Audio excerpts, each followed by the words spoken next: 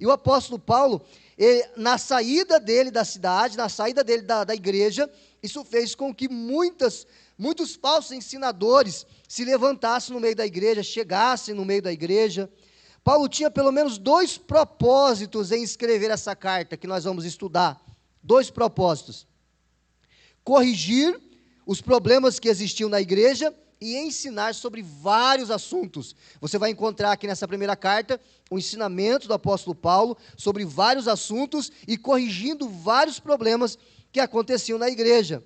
Paulo estava em Éfeso na sua 3ª viagem missionária, por volta de 55 a 56 depois de Cristo, quando soube por carta. Não tinha WhatsApp, você imagina quanto tempo demorava para chegar essa carta até ele, né? Não tinha telefone, não tinha WhatsApp, não tinha Facebook. Quando soube por carta dos problemas na igreja de Corinto. Chegou uma carta para ele, e ele ficou sabendo do que estava acontecendo após a sua saída. Então ele disse: vou escrever essa carta. Ele escreve a carta com a ajuda do irmão Sóstenes, e ele começa a ensinar a igreja através daquela carta. E aquela carta viaja até chegar na igreja, e assim os irmãos começam a ler e compartilhar aquilo que o apóstolo Paulo estava ensinando. A leitura que nós fizemos aqui, ela é bem simples. O apóstolo Paulo, ele está saudando a igreja, e após saudar a igreja, Paulo agradece a Deus por tudo o que aconteceu naquele lugar, pelos os irmãos que haviam se convertido, as pessoas que haviam se convertido ao cristianismo, ao movimento messiânico, à fé em Jesus. E somente nessa saudação e nesse agradecimento, nesse louvor que ele faz a Deus, do versículo 1 ao 9, nós vamos pensar aqui em 4 pontos e vamos extrair algumas lições, algumas aplicações desse texto para a nossa vida hoje. A primeira aplicação vai aparecer aqui no primeiro ponto, aqui no slide. A igreja foi santificada. O versículo 1 e o versículo de número 2, nós aprendemos que mesmo com tantos problemas, Paulo deixa claro à igreja, ela foi santificada. Olha que coisa extraordinária. Paulo, ele recebe uma carta cheia de problemas. As pessoas, você vai descobrir quem foram, a família que mandou essa carta, as pessoas que passaram esse recado para o apóstolo Paulo, encheram aquela carta de situações terríveis que aconteciam na igreja. Você vai aprender no decorrer da carta que situações terríveis estavam acontecendo na igreja.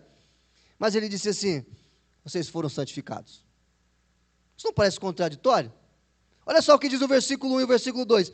Eu, Paulo, chamado para ser apóstolo de Cristo Jesus pela vontade de Deus, escrevo essa carta com o nosso irmão Sóstenes, a igreja de Deus em Corinto, aqueles que ele santificou por meio de Cristo Jesus. Foram chamados por Deus para ser seu povo santo, junto com todos que, em toda parte, invocam o nome de nosso Senhor Jesus Cristo, Senhor deles e nosso. O versículo 1 e o versículo de número 2 diz que a igreja é santificada. Mesmo com tantos problemas, Paulo deixa claro, a igreja é santificada. Sabe o que é isso que é interessante? A igreja não é um ambiente perfeito. A igreja não é o lugar de um coletivo perfeito. A igreja não é um lugar de pessoas perfeitas. A igreja é um lugar de pessoas que foram santificadas por Jesus. Mas isso não quer dizer que elas viraram a 4ª pessoa da Trindade. Isso quer dizer que elas se submeteram ao senhorio de Cristo. E Deus está trabalhando progressivamente nessas pessoas. Haviam pessoas na igreja que questionavam o apostolado de Paulo pelo fato dele não ser um dos 12. Diziam assim: vocês estão ouvindo o que esse cara está ensinando? Ele não é um dos 12. Ele não acompanhou Jesus desde o início do ministério, assim como Pedro disse que tinha que ser, e questionavam o apostolado de Paulo. Mas Paulo começa a sua carta dizendo assim: eu, Paulo, chamado para ser apóstolo de Cristo Jesus, não pela vontade de Pedro, mas pela vontade de Deus. Ele está dizendo, é Deus quem me chamou. A igreja é de Deus e não de homens. O versículo 2 nós aprendemos isso. A igreja, não denominação, mas a igreja corpo de Cristo, pessoas. A igreja é de Deus e não de homens. E a santificação, ela é primeiramente posicional, ou seja, eu sou santo porque eu estou em Cristo. Mas ela também tem um aspecto progressivo. Deus está trabalhando em mim. Então eu sou santo porque eu estou em Cristo. Isso é posição. Por isso que a Bíblia vai dizer em vários textos que o povo de Deus é santo, santificado. Você é santo, santificado. Mas também estamos em um processo, e nesse processo nós devemos cooperar com Cristo para a nossa santificação. Nós devemos obedecer, nós devemos ter uma vida de oração, nós devemos ler a Bíblia, nós devemos procurar obedecer os mandamentos de Cristo, e o Espírito Santo vai nos santificando gradativamente. Amém, meus irmãos? A segunda aplicação que nós podemos tirar desse texto, nós lemos o versículo 1, o versículo 2, o versículo 3 é bem pequenininho. Ele diz que Deus, nosso Pai, e o Senhor Jesus Cristo lhes deem graça e paz.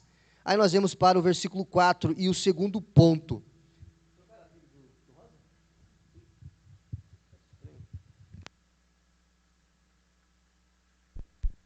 Amém. Está melhor. O versículo 4 diz assim: sempre agradeço a meu Deus por vocês e pela graça que Ele lhes tem dado em Cristo Jesus. Versículo 4, o que a gente aprende aqui? Dá um pouquinho mais de retorno nesse microfone para mim, por favor. O slide, por gentileza. Ponto 2. 2. O povo escolhido, graça derramada. O que isso quer dizer? Deus escolheu um povo em Corinto para derramar a sua graça. Olha que coisa maravilhosa. Deus escolheu um povo nessa cidade para derramar a sua graça. Todos foram salvos ali? Sim ou não? Sim ou não, irmãos? Onde é que vocês estão? Estão aqui? Todos foram salvos? Não.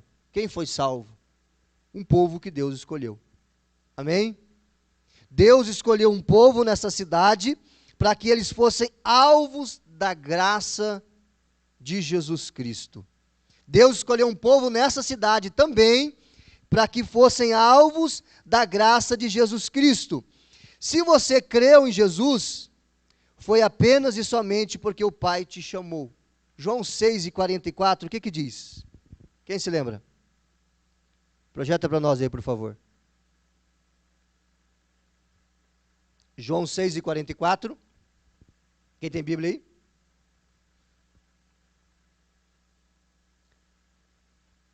Já apareceu aqui, ó. Pois ninguém pode vir a mim se o Pai que me enviou não o trouxer a mim. E no último dia eu o ressuscitarei. Quem é que chama? Quem é que leva? Quem é que escolhe? Deus. Havia um povo nessa cidade, versículo 4, sempre agradeço a meu Deus por vocês e pela graça que Ele lhes tem dado em Cristo Jesus. Um grupo de pessoas que foram alvos da glória de Deus, da graça de Deus e da salvação de Deus. Não há lugar para orgulho na salvação. É Deus quem opera tanto o querer como o realizar. Você já pensou o que quer dizer esse texto de Filipenses 2:12? É Deus que opera tanto o querer quanto o realizar. Ele faz você desejar e Ele faz você realizar. Porque largado a nossa própria vontade, nós nunca vamos escolher Deus. Porque estávamos mortos em nossos pecados e delitos. Mas o Senhor age em nosso coração mediante a pregação do Evangelho. Então Ele rompe a nossa vontade, a nossa força, a nossa natureza morta. E Ele abre os nossos olhos e podemos então confiar, podemos então crer, podemos então entender o que Ele fez na cruz por cada um de nós. No ponto 2, Deus escolheu um povo em Corinto para derramar a sua graça. Você consegue entender isso? Amém? Um pouquinho mais de retorno, se você conseguir. Está muito estranho aqui para mim, eu estou tendo dificuldade, estou forçando muito a minha voz, aí eu não consigo terminar. Mais um pouquinho, se você conseguir. Vai no último, estronda esse negócio, em nome de Jesus. Amém. Chegou no limite? Amém. Fazer o quê, né? Vamos lá. Vamos até onde a gente conseguir. Versículo 5, e o terceiro ponto. Projeta para nós, por favor, o ponto 3, o versículo 5 diz assim, vou ler mais uma vez. Por meio dele, agora foi demais, por meio dele, Deus os enriqueceu em tudo, em toda capacidade de expressão, em todo